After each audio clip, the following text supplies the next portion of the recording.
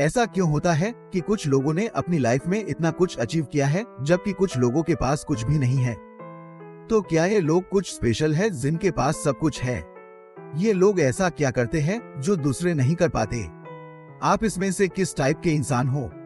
क्या आप बोल्ड और फियरलेस हो? जो आप लाइफ में चाहते हो उसे अचीव क्यों नहीं कर पा रहे? ऐसी क्या चीज है जो आपको रोक रही है? हम में से ज्यादातर लोग ऐसे होंगे शायद जो एक क्रिएटिव लाइफ नहीं जी रहे।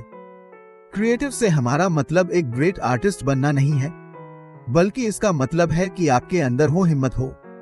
हिम्मत कुछ नया करने की, अपना बिजनेस वेंचर स्टार्ट करने की, 40 की उम्र में भी स्केटबोर्डिंग करने की, अपनी खुद की लिखी बुक पब्लिश करवाने की, यानी जो आपका मन करे वो करने की। हम शायद इस बात से अनजान रहते हैं, पर हमारे अंदर एक खजाना छुपा है, यानी हमारा टैलेंट। और हमारा ज्यादातर टैलेंट छुपा ही रह जाता है क्योंकि हम अपनी क्रिएटिव लाइफ नहीं जी पाते हैं। इसका एक और रीजन ये है कि हम कई बार गलत लोगों पर ट्रस्ट कर लेते हैं, जिससे हमारी क्रिएटिविटी कहीं खो जाती है। तो पहले खुद से पूछो, आप जिन पर ट्रस्ट करते हैं क्या वो सही लोग हैं?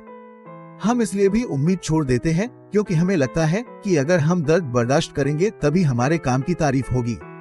और यही रीजन है कि कई सारे आर्टिस्ट सुसाइड कर लेते हैं या अपनी लाइफ बर्बाद कर लेते हैं। लेकिन ये बुक आपकी अल्टीमेट गाइड है जो आपको क्रिएटिव लाइफ जीने में हेल्प करेगी। इस बुक के अंदर जो स्टोरीज दी गई है वो हमें काफी इंस्पायर करती है, और हमें ये भी सीखने को मिला कि लोगों की हर बात पे ट्रस्ट मत करो, इससे हमारा ही नुकसान होगा। ये जरूरी नहीं कि हर कोई हमें अच्छी एडवाइस दे। आपको एक क्रिएटिव लाइफ जीने के लिए किसी के अप्रूवल की जरूरत नहीं है। जो चीज आपको चाहिए वो आपके अंदर ही मौजूद है। दरअसल क्रिएटिव लिविंग का मतलब ये नहीं कि हमें कुछ बहुत बड़ा, बहुत ग्रेट ही करना है, बल्कि छोटी छोटी चीजें भी हमें खुशियां दे सकती है, हमें एक सेटिस्फेक्शन का एहसास दिला सकती है और हमारी एक अलग पहचान बना सकती है। तो क्या आप रेडी हैं एक क्रिएटिव लाइफ स्टार्ट करने के लिए? क्या आप अपने डर से बाहर निकलने के लिए और एक लाइफ चेंजिंग जर्नी के लिए रेडी हो? अगर हाँ तो समझ लो आप सही टाइम और सही जगह से शुरुआत कर रहे हो। हिम्मत। एक आदमी था जैक गिलबर्ट, जो काफी फेमस तो नहीं था पर एक ग्रेट पोएट था। उसका जन्म 1925 में पिट्सबर्ग में हुआ था। उस जमाने में पिट्सबर्ग के कई लोग फैक्ट्रीज और इंडस्ट्रीज में काम किया करते थे। तो जैक बेचारा उस स्मोक और शोर शराबे के बीच पला बड़ा था जो फैक्ट्रीज से निकलता था। जैक जब बड़ा हुआ तो वो भी एक फैक्ट्री और स्टील मिल्स में काम करने लगा। पर जैक को पोएट्री से प्यार था। बचपन से ही वो एक बड़ा पोएट बनने का ड्रीम देखा करता था। उसके अंदर पोएट्री को लेकर को स्ट्रॉन्ग फीलिंग थी। जैक उसे बखूबी समझता था। वो काफी टैलेंटेड था। उसकी लिखी पोएम्स वाकई में खूबसूरत होती थी। कुल मिलाकर जैक में वो सारे बातें थी जो ग्रेट लोगों में होती है। जैक ने 1969 में अपना फर्स्ट कलेक्शन पब्लिश कराया। उसके इस कलेक्शन को येल यंगर पोएट्स प्राइज मिला था, जो कि काफी प्रेस्टिजियस माना जाता था। बाद में अपने इस पोएम कलेक्शन की वजह से उसे पुलित्जर अवार्ड भी मिला। जैक की लिखी हुई पोएम्स अमेजिंग होती थी। उसके ऑडियंस उसकी तरफ खींचे चले आते थे। इसके अलावा वो काफी हैंडसम भी था। वोग मैगजीन ने उसकी कुछ फोटोज भी ली थी। जैक के पास फेमस होने के कई सारे मौके थे, पर वो अचानक से गायब हो गया। वो फेम को हैंडल नहीं कर पाया था। एक सेलिब्रिटी की तरह दिन रात लोगों की नजरों में रहने से और सारे शोर शराबे से वो तंग आ चुका था। बाद में जब उससे रीजन पूछा गया तो वो बोला, फेमस होना मुझे अब एक्साइटेड नहीं लगता है।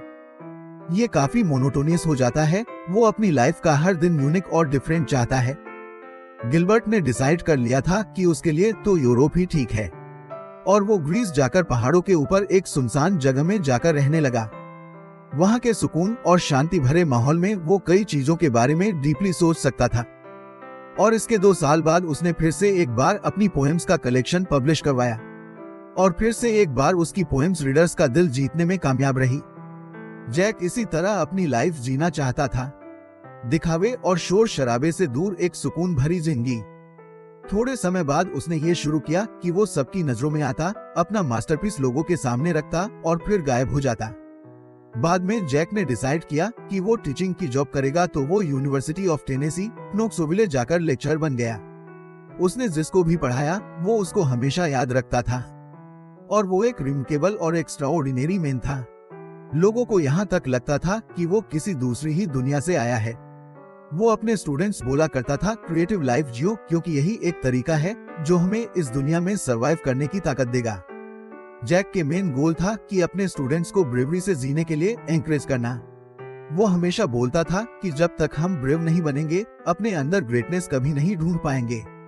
जैक ने अपनी एक स्टूडेंट्स को खासतौर पर बोला था, तुम्हारे अंदर की गहराई में टैलेंट का खजाना छुपा है और उसे बाहर लाने के लिए तुम्हारे अंदर इतनी ब्रेवनेस होनी चाहिए कि ये दुनिया तुम्हारी खूबियां देख सके। दरअसल हम सबके अंदर कोई ना कोई खजाना छुपा है जिससे हम अनजान हैं। जैसे माइनर्स खजाने की खोज में जमीन की गहराई तक पहुंचते हैं, ठीक ऐसे ही हमें भी अपने अंदर की गहराई में झांकना होगा। और ये खजाना तभी ढूंढा जा सकता है जब हम क्रिएटिव लाइफ जिएंगे। आप शायद सोच रहे होंगे कि क्रिएटिव लाइफ का मतलब सिर्फ आर्ट से या किसी आर्टिस्टिक काम से है, पर नहीं, ऐसा नहीं है। बल्कि इसका मतलब है अपने डर को हराकर एक बेस्ट और मोस्ट एडवेंचरस लाइफ जीना। हम सब लाइफ में किसी ना किसी चीज से डरते हैं। हम रिजेक्ट होने से डरते हैं, हम हारने से डरते हैं, कोई हमारा मजाक न उड़ाए इस बात से डरते हैं। क्योंकि हम ट्राई करना ही नहीं चाहते, खुद पे यकीन नहीं करते, बस यही सोचते रह जाते हैं कि लोग क्या बोलेंगे। डर डर और डर डर सबको लगता है डरना बोरिंग है। क्यों? क्योंकि डरना कोई नई बात नहीं है। डरपोक इंसान को कोई इनाम नहीं मिलता। हमारे पास इतना कुछ है जो हम इस दुनिया को दे सकते हैं, लोगों का भला कर सकते हैं। हमारे अंदर इतना टैलेंट, इतने ड्रीम है जो हमारी लाइफ चेंज कर सकते हैं। लेकिन ये बोरिंग डर हर बार रास्ता रोककर खड़ा हो जाता है। तो इसका इलाज क्या है? बहादुर बनना ही हमारा इकलौता ऑप्शन है। वैसे देखा जाए तो डर बुरी चीज नहीं है। इनफैक्ट डर न हो तो इंसान ऐसे ही जंगल में घुस जाए और शेर भालू का शिकार बन जाए। पर जो दूसरे टाइप का डर है कि लोग क्या कहेंगे, वो हमें अपनी लाइफ से निकाल फेंकना चाहिए। हमारी क्रिएटिविटी डर को अट्रैक्ट करती है। अगर आप इन्वेंटिव या इनोवेटिव बनोगे तो डर आपकी क्रिएटिविटी के साथ रहेगा। डरना भी लाइफ का एक पार्ट है, लेकिन इतना भी मत डरो कि ये हम पर हावी हो जाए। हम जो करना चाहे डर के मारे कर ही ना सके। हम इस दुनिया में चंद दिनों के मेहमान हैं, तो क्यों ना अपनी लाइफ ऐसी जिए जैसे हम चाहते हैं। एक इंटरेस्टिंग, एडवेंचर से भरपूर अमेजिंग लाइफ। डर को अपने ऊपर कंट्रोल ना करने दो। क्यों? क्योंकि आपके अंदर वो पोटेंशियल है, आप कर सकते हो और आपको करना चाहिए। यही है क्रिएटिव लिविंग, जहां हम बिना डरे अपने ड्रीम्स पूरे कर सके। लिटिल ब्रदर एक आर्टिस्ट बनना चाहता है, एक पेंटर, तो वो अपनी सारी सेविंग जमा करके फ्रांस चला गया। वो पेरिस की ग्लैमरस लाइफ में खो जाना चाहता था। छोटे भाई के पास ज्यादा पैसे नहीं थे, तो वो एक सिंपल लाइफ जी रहा था। वो हमेशा पेंटिंग बनाने में, म्यूजियम्स घूमने में और ट्रेवलिंग में बिजी रहता था। वो एक टाइप से एंटी सोशल हो गया था। उसे ज्यादा लोगों से बातें करना पसंद नहीं था। एक दिन दोपहर में एक कैफे में उसकी मुलाकात कुछ फैंसी एरिस्टोक्रेट्स से हुई और वो लोग आपस में बातें करने लगे। एरिस्टोक्रेट्स को वो पसंद आया, उन्होंने उसे वीकेंड पार्टी के लिए इनवाइट कर लिया। ये पार्टी लोइरे वैली में एक कासल में रखी गई थी जहां अमीर और फैंसी लोग आते हैं। उन्होंने लिटिल ब्रदर को बोला कि यूरोप के कुछ बेहद अमीर और फेमस लोग भी ये पार्टी अटेंड करने वाले हैं। पार्टी में मस्क्वेरेड बॉल डांस भी होगा, तो प्रॉपर ड्रेस अप होकर आना है। लिटिल ब्रदर बड़ा एक्साइटेड था। उसने बड़ी मेहनत से अपनी कॉस्ट्यूम रेडी की। वो पार्टी में बेस्ट नजर आना चाहता था। उसने पूरा पेरिस छान मारा था अपनी कॉस्ट्यूम के लिए कपड़ा ढूंढने में। वीकेंड पर उसने एक कार हायर की और पार्टी के लिए निकल पड़ा। पर जैसे ही वो वेन्यू के अंदर पहुंचा, उसे अपनी मिस्टेक रियलाइज हुई। एरिस्टोक्रेट्स ने उसे ये नहीं बताया था कि पार्टी की थीम मेडिवल कोर्ट है। लिटिल ब्रदर की कॉस्ट्यूम लॉबस्टर वाली थी, जो पार्टी थीम से कहीं भी मैच नहीं कर रही थी। उसे बेहद शर्म आई। उसका मन किया कि वो पार्टी छोड़कर चला जाए, पर फिर उसे एहसास हुआ कि उसने इस कॉस्ट्यूम को कितनी मेहनत से तैयार किया है, तो उसका माइंड चेंज हो गया।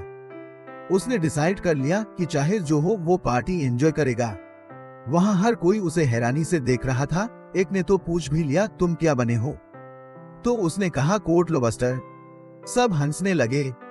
सबको वो बड़ा फनी लगा और जल्दी ही सब लोग उससे घुल मिल गए और लिटिल ब्रदर पार्टी का स्टार बन गया।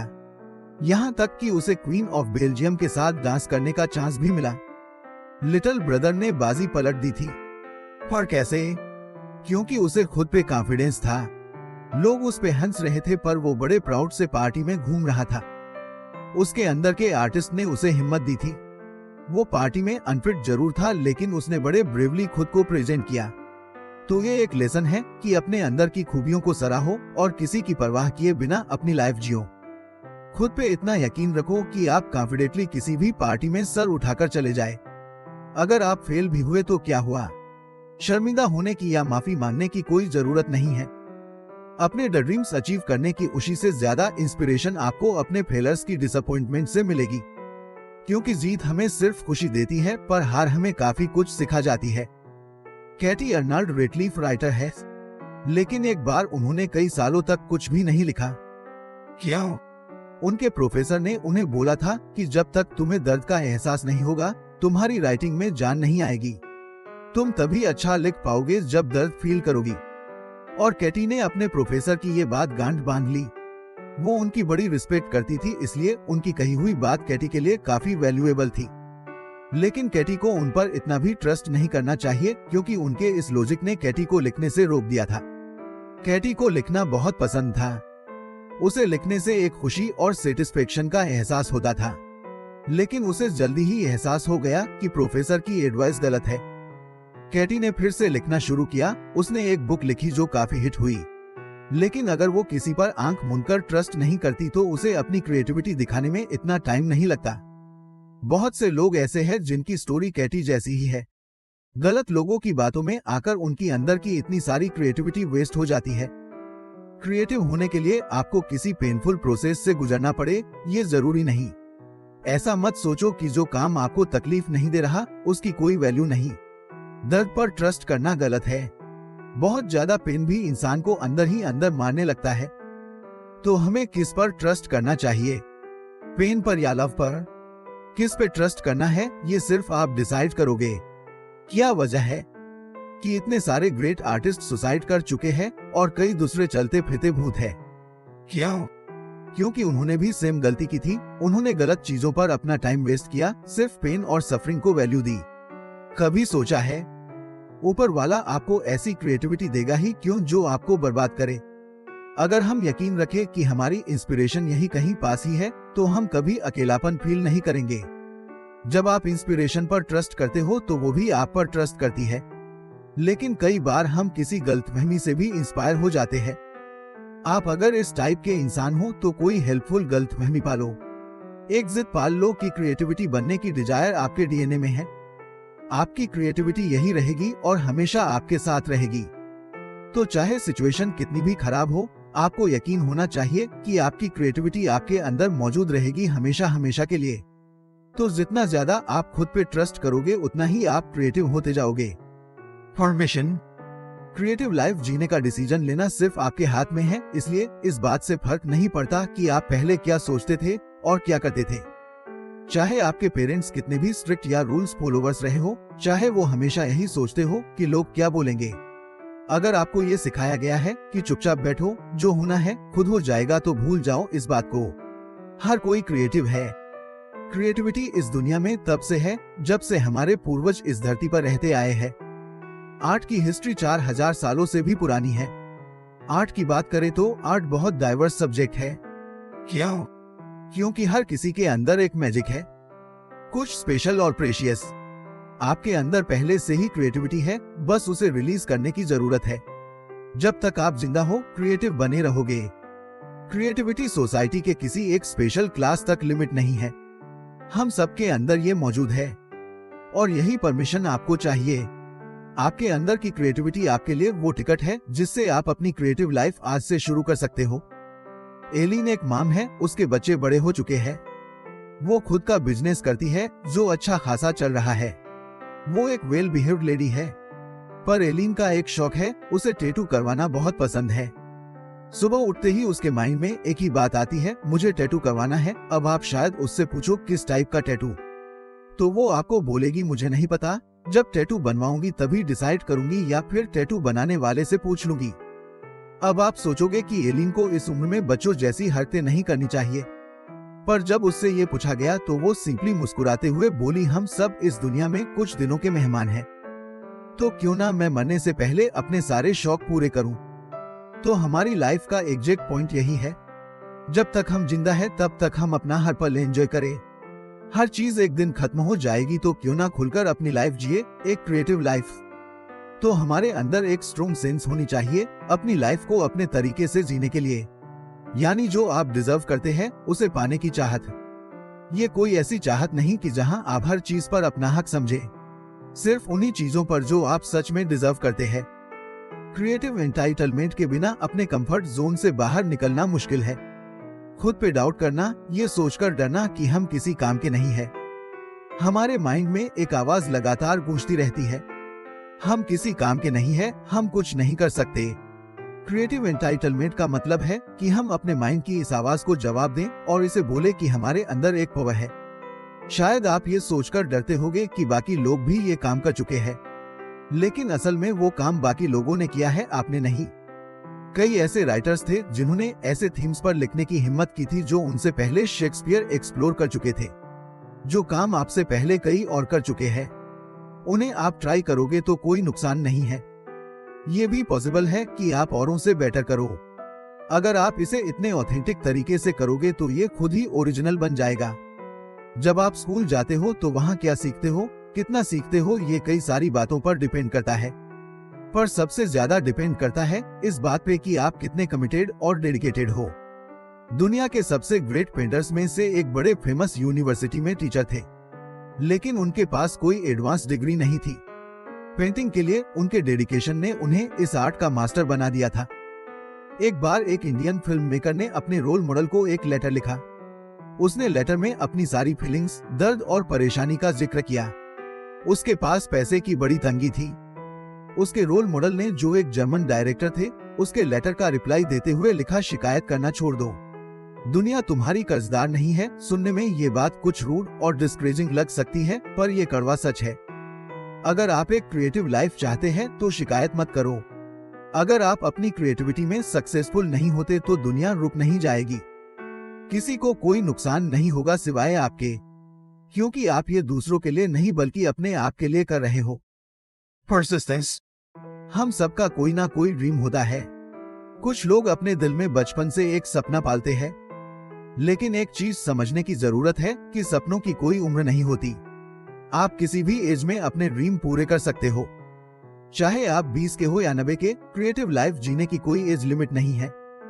1990 में दौर में एक ओल्ड लेडी थी, विनफ्रेड। अपने 90 बर्थडे पर विनफ्रेड ने एक वाइल्ड पार्टी रखी थी। उसकी हर उम्र के लोगों से दोस्ती थी। उसके कुछ फ्रेंड्स तो 20 साल के भी थे। वो अपनी पूरी लाइफ अपने साइंटिस्ट हस्बैंड के साथ दुनिया भर में घूमती रही थी। हालांकि उसके हस्बैंड अब इस दुनिया में नहीं थे। तो एक दिन किसी ने विनफ्रेड से पूछा, वो कौन सी बेस्ट बुक है जो तुमने अब तक पढ़ी? तो विनफ्रेड ने कहा कि उसे कोई एक किताब याद नहीं है, क्योंकि उसने जो भी बुक पढ़ी वो उसे इम्पोर्टेंट लगी। हाँ, मगर 10 साल पहले उसने एक बुक पढ़ी थी जिसने उसकी लाइफ चेंज कर दी। जरा सोचो, एक 90 साल की औरत आपसे कह रही कि एक बुक ने उसकी लाइफ चेंज कर दी जब वो 80 साल की थी। हमारी लाइफ भी ऐसे ही चेंज हो सकती है जब हम चाहे।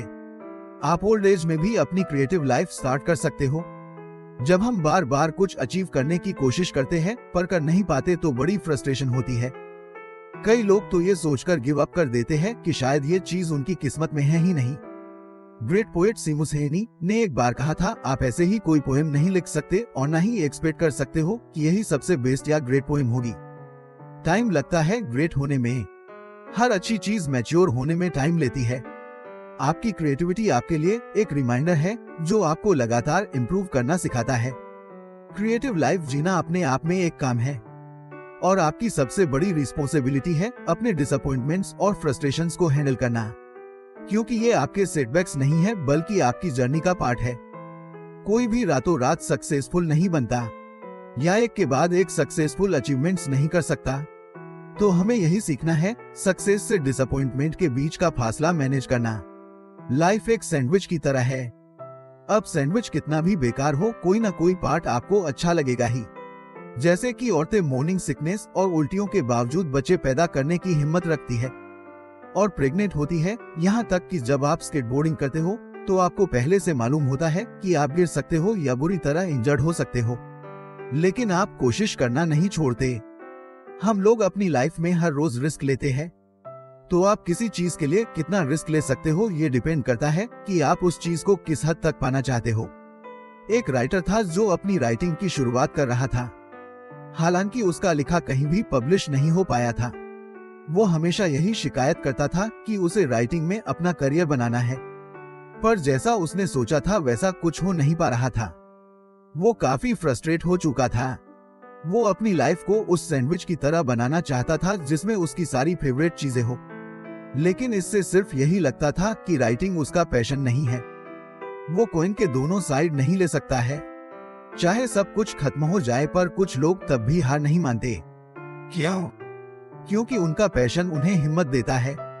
क्या आपने कभी किसी ऐसे इंसान को देखा है जो फुल टाइम जॉब करते हुए भी फैमिली का ध्यान रखे और अपने लवर के लिए टाइम निकाल सके? तो शायद ये इंसान अपने लंच टाइम में अपने लवर से मिलता होगा। यानी उसे जो भी खाली वक्त मिलता है वो उसे अपने लिए जीता है, क्योंकि आप जिसे प्यार करते हैं उसके लिए किसी ना किसी तरह वक्त निकाल लेते हैं। और ऐसे ही मौकों पर आपकी क्रिएटिविटी रिलीज होती है। आपको किसी परफेक्ट टाइम या जगह की जरूरत नहीं है अपनी खुशियां ढूंढने के लिए। शायद आप परफेक्शन के पीछे भागकर टाइम वेस्ट कर रहे हो। परफेक्शन के पीछे भागोगे तो अपने ड्रीम्स कभी पूरे नहीं कर पाओगे, क्योंकि आप हमेशा परफेक्ट टाइम का वेट ही करते रह जाओगे। क्या आप परसिस्टेंट हो? क्या आप सक्सेस के साथ फेलर्स भी हैंडल कर सकते हो? जब तक आप परसिस्टेंट नहीं बनोगे, क्रिएटिव लाइफ नहीं जी पाओगे। अगर आप नहीं करना चाहते तो छोड़ सकते हो, लेकिन याद रहे कुछ सालों बाद आपको पता चले कि लाइफ में कुछ नहीं हो रहा, तो आपके पास कंटिन्यू करने के अलावा कोई और चॉइस नहीं होगी। कंक्लूजन। इस बुक में आपने सीखा कि क्रिएटिव लाइफ जीने के मतलब क्या है। आपने क्रिएटिव लाइफ जीने की इम्पोर्टेंस सीखी और ये सीखा कि कैसे हम आज से ही एक क्रिएटिव लाइफ की शुरुआत कर सकते हैं। ये बुक हमें इम्पोर्टेंस ऑफ करेज सिखाती है, यानी ब्रेव बनना लाइफ में क्यों जरूरी है। आपके अंदर टैलेंट का खजाना छुपा है, इसे बाहर निकालिए। जिनमें हिम्मत होती है और जो लोगों की परवाह नहीं करते, सिर्फ वही एक क्रिएटिव लाइफ जी सकते हैं। हम सब लाइफ में डरते हैं, पर यकीन मानो ये डर कुछ भी नहीं है, सिर्फ हमारा वहम है। आपको कोई डरपोक होने का अवार्ड कभी नहीं देता। अवार्ड्स उन्हें मिलते हैं जिनमें कुछ कर गुजरने की हिम्मत होती है। जो लोग डरते हैं उनके फैसले भी बड़े एवरेज टाइप के होते हैं। हमारा डर दो टाइप का होता है, एक वो जो हमें डेंजर से बचाता है और दूसरा वो जो हमें क्रिएटिव लाइफ जीने से रोकता है। इस बुक में आपने पढ़ा कि अपने डर के साथ जीना क्या होता है। आपने इम्पोर्टेंस ऑफ परसिस्टेंस के बारे में सीखा। क्रिएटिव लाइफ की शुरुआत कभी भी की जा सकती है, बल्कि आज से ही की जा सकती है। आपकी एज मैटर नहीं करती। आप चाहे यंग हो या ओल्ड, आपकी लाइफ कंप्लीटली चेंज हो जाएगी। हर चीज शुरुआत में मुश्किल लगती है। जब हम क्रिएटिव लाइफ जीने लगते हैं तो कई तरह के प्रॉब्लम्स फेस करने पड़ सकते हैं, लेकिन हमें इन डिसअपॉइंटमेंट्स और फ्रस्ट्रेशंस के साथ थोड़ा बहुत तो एडजस्ट करना ही होगा। जो लोग हार से डरते हैं वो कभी अपने ड्रीम्स पूरे नहीं कर सकते। ये बुक हमें एक चीज और सिखाती है, अगर हम गलत लोगों पर ट्रस्ट करेंगे तो हमारी क्रिएटिविटी वेस्ट हो सकती है। इसलिए ट्रस्ट सिर्फ खुद पर करो। लाइफ कोई जंग का मैदान नहीं है जहां हर चीज को इतने सीरियसली लिया जाए। आपको ये लाइफ जीने के लिए मिली है तो खुलकर जियो। एक ट्रिकस्टर की तरफ लाइफ जीना सीखो जो हर चीज को बदल कर रख देता है। रियल क्रिएटिविटी सिर्फ एक ट्रिकस्टर ही कर सकता है। लास्ट में हम आपको याद दिलाना चाहेंगे कि क्रिएटिव लाइफ जीने के लिए किसी से परमिशन मत मांगो। ये आपकी लाइफ है, इसे अपनी मर्जी से जियो। क्रिएटिव लाइफ जीने के लिए बस इतना ही काफी है कि हम सबके अंदर क्रिएटिविटी है। आपने यहाँ क्रिएटिव एंटाइटलमेंट डेवलप करना सीखा, तो आज से ही क्रिएटिव लाइफ जीना स्टार्ट कर दो। किसी अप्रूवल का वेट मत करो, सही टाइम का भी वेट मत करो, क्योंकि यही सही टाइम है। और अपनी ओरिजिनलिटी के पीछे भागकर अपनी क्रिएटिविटी वेस्ट मत करो। ब्रेव बनो, खुद पे यकीन रखो, अपने अंदर का खजाना एक्सप्लोर करो और आज से ही एक क्रिएटिव लाइफ जीना शुरू कर दो।